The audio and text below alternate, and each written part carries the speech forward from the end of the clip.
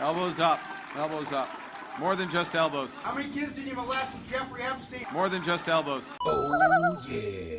I think that it would be helpful for Canadians to know exactly what you would do when it comes to tariffs. So why are you being so reticent to talk about that? Because I'm a good negotiator. I have negotiated a number of situations in the past. I know how to manage crises. Lots of countries, because as you know, Ursula represents a lot of countries, not one country. It's not easy for you. It's because a lot of very different countries, great countries, but some are strong with cars, some are strong with agriculture. Some are strong with both, right? You have a lot of different factors. So we're going to do the following. The European Union is going to agree to purchase from the United States $750 billion worth of energy. $750 billion worth of energy. They are going to agree to invest into the United States $600 billion more than they're investing already. So they're investing a large amount of money. You know what that amount of money is. It's very substantial, but they're going to invest an additional $600 billion. They're agreeing to open up their countries to trade at zero tariff. So that's a very big factor. Opening up their countries, all of the countries will be opened up to trade with the United States at zero tariff. And they're agreeing to purchase a vast amount of military equipment. We don't know what that number is, but it's the good news is we make the best military equipment in the world, so sort of you have to do that. I mean, until somebody tops us, which is not going to happen. We're way ahead of every other country in terms of the quality of the military equipment. You saw that recently in Iran, and you see that, unfortunately, you see that often for all the wrong reasons, right? So those things are $750 billion, $600 billion, opening up the country. We are agreeing that the tariff straight across for automobiles and everything else will be a straight across tariff of 15%. So we have a tariff of 15%. We have the opening up of all of the European countries, which I think I could say were essentially closed. I mean, you weren't exactly taking our autos, you weren't exactly taking our agriculture, and then you would have smaller things, but for the most part it was closed. And now it's open. It's open for our companies to go in and do a good job with it. I think you'll like them. I think you'll like it. And we will, very importantly, they'll be investing a lot of money, but the military is a big number, but that's one number we're not determining. It's going to be whatever it is, but they're going to be purchasing hundreds of billions of dollars worth of military equipment. They're very important. They're going to purchase $750 billion worth of energy. So that's going to be great. And $600 billion worth of investments into the United States over and above what they have. So, and I think that basically concludes the deal. I mean, those are the main factors. I don't think there are too many other factors, other than we're going to get along great. And we have a great relationship now with NATO, which is largely the same. I mean, not exactly, but pretty close, right? Largely. And with NATO, as you know, they're going up to 5% from 2%. And the relationship is very strong with NATO. So I just want to congratulate you. I think it's great that we made a deal today instead of playing games and maybe not making a deal at all. I think it's, I'm going to let you say, but I think it's the biggest deal ever made. Thank you very much. Congratulations.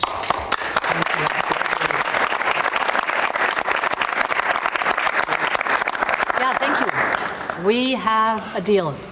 We have a trade deal between the two largest economies in the world. And it's a big deal. It's a huge deal. It will bring stability. It will bring predictability. That's very important for our businesses on both sides of the Atlantic. It's 15% tariffs across the board, all inclusive. The investments Mr. President just described that going to go to the United States and the purchases over there. Indeed, basically the European market is open. It's 450 million people. So it's a good deal. It's a huge deal. Yeah. Was tough negotiations. I knew it at the beginning, and it was indeed very tough, but we came to good conclusions for both sides. So again, congratulations and many thanks. Thank you very much. Thank you. Do you have any questions, please? How did you come to a deal so quickly? Did the European Union come there and get... I think we both wanted to make a deal. You said something that is very important. It's going to bring us closer together. I think this deal will bring us very close together, actually. Sort of, it's a partnership in a sense, but it's a very good point, and it's something that's very important. But was there one issue that you needed to get over the hurdle? No. We had 4 or 5. No, not pharmaceuticals. I mean, we're going to be, as you know, a lot of companies are coming into the U.S., and that's unrelated to this deal.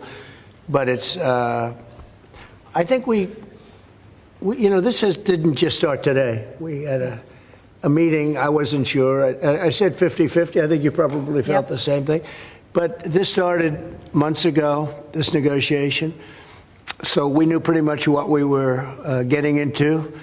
And we were able to make a deal that's very satisfactory to both sides. So it's a very powerful deal. It's a very big deal. It's the biggest of all the deals. It will be the biggest of all the deals. So we're very honored to have done so. And your staff has been fantastic, and they worked together long and hard. They worked hard and long, and many thanks to the teams on both sides. There was, as I said at the beginning, a heavy lifting you had to do. But many thanks also for the talks we had many times on the way to our goal.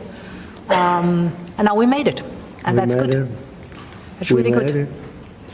Anybody else? Yes, ma'am. I have a question for the EU Commission President. What are the U.S. concessions? What is the U.S. giving up in the deal, if anything? So the starting point was an imbalance, a surplus on our side and a deficit on the U.S. side. And we wanted to rebalance the trade relation. And we wanted to do it in a way that trade goes on between the two of us across the Atlantic, because the two biggest economies should have a good trade flow between us. And I think we hit exactly the point we wanted to find. Rebalance, but enable trade on both sides, which means good jobs on both sides of the Atlantic, means prosperity on both sides of the Atlantic, and that was important for us. And again, the energy is a very important component, because we have more energy than anybody else in that sense. And I think it was very wise that they buy a lot of energy, and it's great stuff, and it solves a lot of problems. So that was a great decision, I think. What about steel? What are you going to do? On what? Steel. Steel is staying the way it is. The steel and aluminum, et cetera, that's a worldwide thing. That stays the way it is. We have Chips? Did you discuss that as part of the agreement? Chips? Chips is, Howard, you might want to describe the chips, please, if you would. Well, the expectation is in 2 weeks' time, we're going to come out with our chips 232, and that was one of the key reasons that the European Union came to talk to the president to try to resolve all things at one time. And well, I'll let you wait for the 2 weeks until you get to announce your plan. But we are going to be bringing chip manufacturing back to the United States of America. We'll be doing a lot of chips. A lot of companies are coming in from Taiwan and from other places into the U.S. And they're doing that in order to avoid tariffs. And the president really avoided the tariffs in a better way for them, much better way, much more conclusive. I think probably much more profitable, definitely much more profitable, and got a lot of benefit from it. So it was a very interesting negotiation. I think it's going to be great for both parties. I think your various countries are very happy about this. Is there an industry in the U.S. that you see maybe having the first impact of getting into this market that was not accessible before, whether it's auto? What's the first call you made? Yeah, I think cars. Cars basically were not invited. Were not. I don't know if the word is not allowed or just you just kept them out somehow, right? But cars will be. We have some cars that do terrific business, and we do really well with the pickup trucks, with the SUVs. We have some great things, and I think the people of Europe will have some diversification. I think that'll make them happy. So I think maybe cars would be the one that would go the biggest, and the second would be agriculture, the farmers. And we'll do it in very strict conjunction with the president and the European Union. And they're coming into our country with great vigor. And I think they're going to make a lot of money with this. I think everybody is. I think and again, it's going to bring a lot of unity and friendship. It's going to work out really well. Okay? What's the next deal you're focused on now? Say it. What's the next deal you're focused on now? That's an interesting question. This was the big one. This is the biggest of them all. We're looking at deals with 3 or 4 other countries. But for the most part, I can't get them to understand that it's the letter. We just sent that letter, and that letter is, very universal for most. I mean, most, you wouldn't be able to do this. You wouldn't have the time or the patience to be able to do a deal like this. Most of the others are going to be a certain tariff, and we're going to keep it as low as we can. They're generally smaller countries or countries we don't do much business with. But that they've already received, to a large extent, they've received a letter. They'll probably receive a letter of clarification or a confirmation type letter, which will go out sometime during this week, prior to August 1st. And the tariffs will start being paid by those countries prior to August, on August 1st and beyond. Okay? Mr. President, was part of the rush to get this deal done to knock the Jeffrey Epstein story out? Oh, you got to be kidding with that. No, had nothing to do with it. Only you would think that. That had nothing to do with it. Which is good for European business and American business. Businesses in this country, particularly small businesses, are closing at a record rate. And you'll see the Prime Minister tomorrow, Kistana. What does he need to do to help British business in this country? I think everybody's going to be happy with this. The Prime Minister of the UK, while he's not involved in this, will be very happy because, there's a certain unity that's been brought there too. We have a separate deal with them, but I think he's going to be very happy to know. Look, he's friendly with all of you. I think he's a very good man, and he's going to be very happy to see what we did. I think UK is going to be very, very happy. Thank you all very much. Appreciate it. Thank you. Thank you very much.